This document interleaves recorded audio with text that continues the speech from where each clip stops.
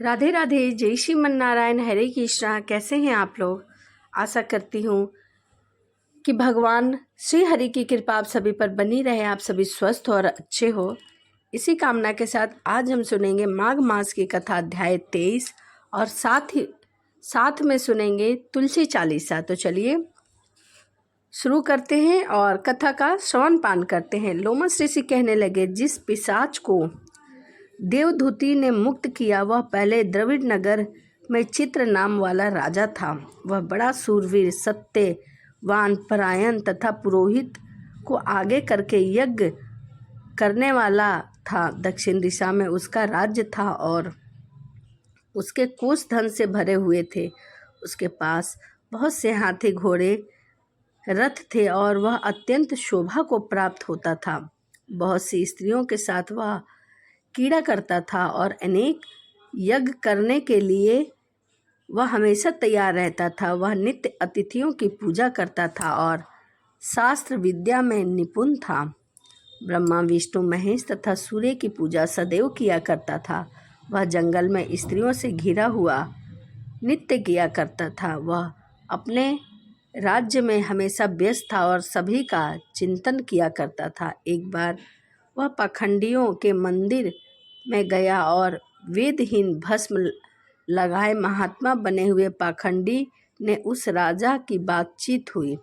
पाखंडी ने कहा कि हे राजन, शैव धर्म की महिमा सुनो। इस धर्म के प्रभाव से मनुष्य पाप को काटकर मुक्त हो जाता है। सब वर्णों में शिव मत ही मुक्ति देने वाला है। शिव की आज्ञा के बिना दान, यज्ञ और तप कुछ भी नहीं है।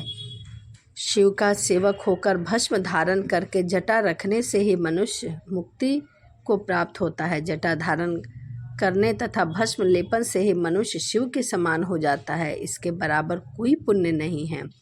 जटा भस्म धारण किए हुए सभी योगी शिव के सदृश होते हैं, उनके समीप होते हैं। अंध, जड़, नपुंसक तथा मूर्ख सब जटा से ही पहचाने जाते हैं। शूद्र वर्ण में भी शिव भी ही पूजनीय हैं।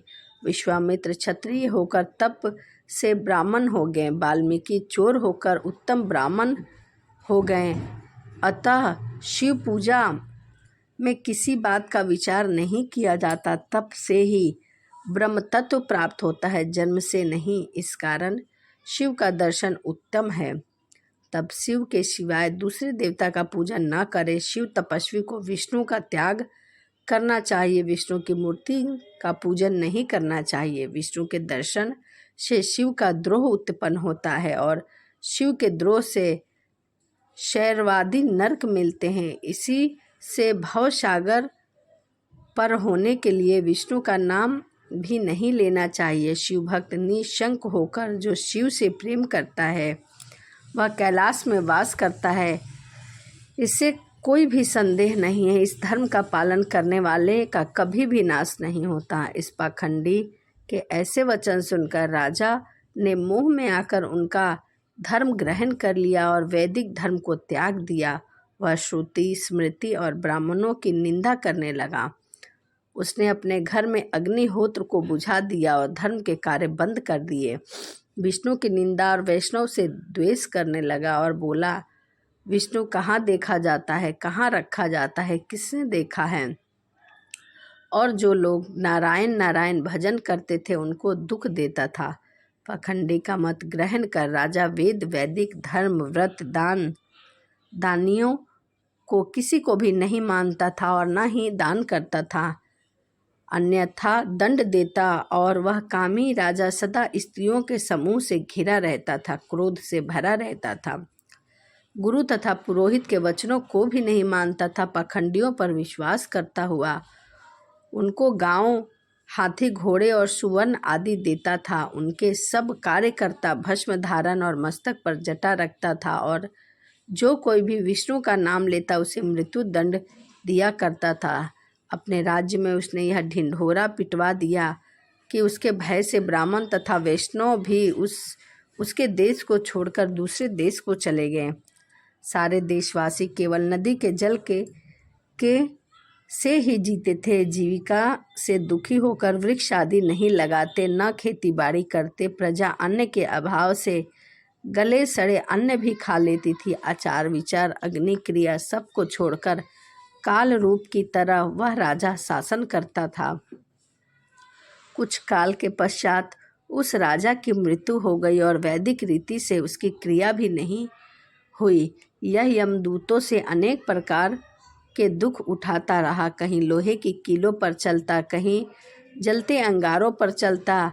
जहाँ सूर्य अति तीव्र था और वहाँ कोई छाया या वृक्ष नहीं था, कहीं लोहे की डंडे से पिटता, कहीं बड़े बड़े दांतों वाले भेड़िया और कुत्तों से काटा जाता। इस प्रकार दूसरे पापियों का हाहाकार सुनता हुआ वह राजा यमलोक में जा पहुँचा। तो माघ मास की कथा अध्याय 23 यहीं समाप्त हुआ। आइए अब हम सुनेंगे तुलसी चालीसा। तो मन में माता तुलसी का ध्यान करते हुए चालीसा को हम शुरू करते हैं।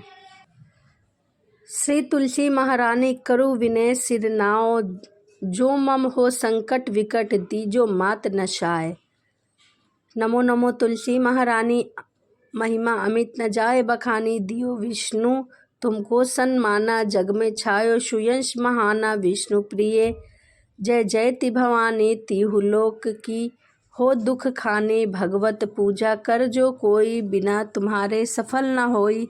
जिन घर तव नहीं होए निवासा, उस घर करहूँ विष्णु नहीं बासा। करे सदा जो तव नित सुमिरन, ते ही के काज होए सब पूरन। कार्तिक मास महात्म तुम्हारा, ताको जानत सब संसारा। तव पूजन सो करे कुंवारी, पावे सुंदर वर सुकुमारी। कर जो पूजा नित प्रीति नारी, सुख संपत्ति से होए सुखारी। वृद्ध नारी करे जो पूजन, मिले भक्ति होए पुलकित मन। साध से पूजे जो कोई, भव निधि से तर जावे सोई। कथा भागवत यज्ञ करावे, तुम बिन नहीं सफलता पावे। छायो तब प्रताप जग भारी, ध्यावत तुम्हें सकल चितधारी। तुम्हें मात यंत्र मंत्र में, सफल काज सिद्धे होवे शन में। औषधि रूप आप हो माता, सब में तव यंश विख्याता। देव ऋषि मुनि और तपधारी, करत सदा तव जय जयकारी। वेद पुराण तव यश गाया, महिमा अगम पार नहीं पाया। नमो नमो जय जय सुख करनी, नमो नमो जय जय दुख हरनी। नमो नमो सुख संपत्ति देनी, नमो नमो अघ काटन छेनी। नमो नमो भक्तन दुख हरनी, नमो नमो दुष्टन मंद छेनी। नमो नमो भव पार उतारनी, नमो नमो परलोक सुधारनी। नमो नमो निज भक्त उभारनी, नमो नमो जन काज संवारनी। नमो नमो जय कुमति नशावनी, नमो नमो सब सुख उपजावनी। जयति जयति जय तुलसी माई, ध्यान तुमको शीश नवाए। निज जन जानी मोहि अपनाओ, बिगड़े कारज आप बनाओ। करो विनय में मात तुम्हारी, पूरन आस करहूँ हमारी। शरण चरण जोरी मनाऊं, निश दिन तेरे ही गुण गाऊं। करहूँ मात अब मोह पर दया, निर्मल होए सकल मम काया। मांगू मात यह बर दीजो, सकल मनोरथ पूर्ण कीजो। जानू नाहि कुछ नेम आचारा, क्षमहु मात अपराधा हमारा।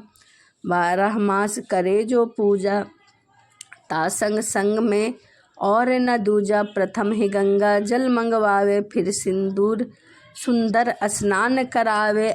चंदन अक्षत पुष्प चढ़ावे, धूप दीप नववेद लगावे। करे आचमन गंगा जल से, ध्यान करे हृदय निर्मल से।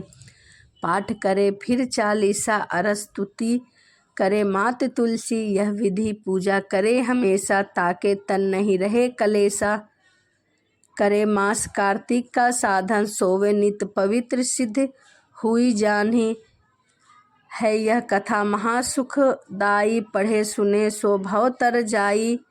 दोहा, यह श्री तुलसी चालीसा पाठ करे जो कोई, गोविंद सो फल पवही जो मन इच्छा होई। तो यह तुलसी चालीसा थी। तो चलिए इसी के साथ वीडियो को समाप्त करते हैं और मिलते हैं अगली वीडियो में। यदि आपको वीडियो अच्छी लगी हो तो प्लीज़ चैनल को सब्सक्राइब लाइक ज़रूर करिएगा। और हाँ, वीडियो यदि आप पूरी देखेंगे तो कथा समझ आएगी, इसीलिए वीडियो को स्किप ना करें, पूरा देखें, क्योंकि अधूरा ज्ञान किसी काम का नहीं होता, इसीलिए वीडियो पूरा देखें। तो चलिए इसी के साथ वीडियो समाप्त करते हैं और मिलते हैं अगली वीडियो में। राधे राधे, जय श्रीमन नारायण, हरे कृष्णा।